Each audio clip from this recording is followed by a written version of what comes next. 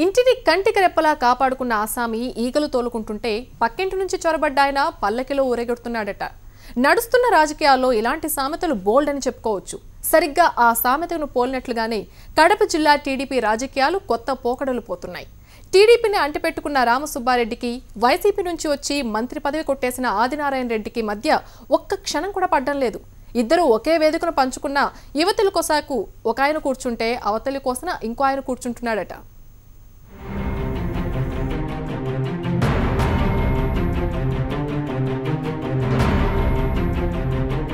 పరాయి పార్టీ నేతలు కండువ మార్చుకునేటప్పుడు అదో గొప్ప విజయంగానే కనిపిస్తుంది. ఆ తర్వాతే మొదలవుతుంది అసలు కథ. కడప జిల్లా జమ్మలమడుగు అధికార పార్టీలు ఆధిపత్య మంటలు ఎగసిపడుతున్నాయి.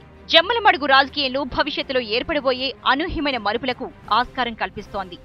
అధికార ప్రతిపక్షాల మధ్య ఉండాల్సిన ప్రచ్ఛన్న యుద్ధం అధికార పక్షంలోని కట్టలు తెంచుకుంది. ఫలితంగా అంతర్గత కలహాలకు కారణమవుతోంది.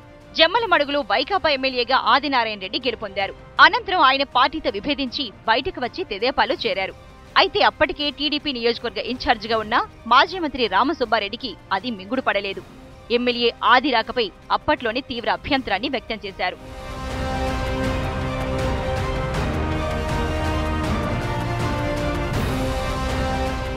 పార్టీ అధినేత చంద్రబాబు నాయుడు ఇద్దరు నేతల ఐక్యతను ప్రతిష్టాత్మకంగా తీసుకుని ఇద్దరిని ఒప్పించారు. రామసుబ్బారెడ్డికి తగిన ప్రాధాన్యం ఉంటుందన్న సంకేతాలు పంపారు. అక్కడితో కథ సుఖాంతమైనట్టు కనిపించినా ఆ ఇద్దరి మధ్య ప్రచ్ఛన్న యుద్ధం మాత్రం కొనసాగుతూనే ఉంది. ఒకే వేదికపై ఉన్న ఇద్దరు చెరువు వైపు తిరిగి కూర్చునేలా విభేదాలు తారాస్థాయికి చేరాయి. దీంతో ఇది పార్టీకి ఇబ్బందికరంగా తయారైంది. నియోజకవర్గంలో అభివృద్ధి పనులు ఇద్దరూ పట్టు బిగించడంతో అధికారులు బెంబేలెత్తిపోతున్నారు. ఏడాది కాలంగా ఇద్దరు నేతల మధ్య నలిగిన పార్టీలు అంతర్గత కలహాలు ఇంకా తీవ్రమవుతూనే ఉన్నాయి. ఈ కారణంగా ఇటీవల జమ్మలమడుగు ప్రభుత్వాసుపత్రి అభివృద్ధి కమిటీ చైర్మన్ గా దివంగత శివారెడ్డి తనయుడు మాజీ మంత్రి రామసుబ్బారెడ్డి సోదరుడైన గిరిధర్ను నియమించుకునేందుకు రంగం సిద్ధమైంది. అయితే మంత్రి ఆదినారాయణ రెడ్డి దానికి అడ్డుపడ్డారు. ఆ తర్వాత అదే పదవిలో తన కుమారుని నియమించుకునేందుకు మంత్రి ఆది ప్రయత్నం చేశారు. దీంతో రామసుబ్బారెడ్డి భగ్గుమన్నారు. పార్టీకి తీవ్ర హెచ్చరికలు పంపారు.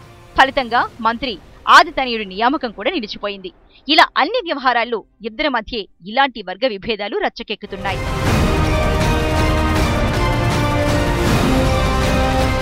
సమరంలో సమతూకం పాటించాలన్న ఉద్దేశంతో ఆధిపత్య పోరును కట్టడి చేస్తూ పార్టీ శ్రేణులను కాపాడుకోవాలన్న సంకల్పంతో మొత్తంగా కడప రాజకీయంలోని సంక్షోభంపై ముఖ్యమంత్రి చంద్రబాబు నాయుడు దృష్టి సారించారు.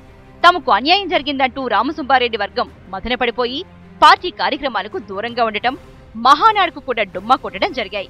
రామసుబ్బారెడ్డి వర్గాన్ని కాపాడుకోవడం బాబు రాజకీయ చాతుర్యానికి పరీక్షలా మారింది.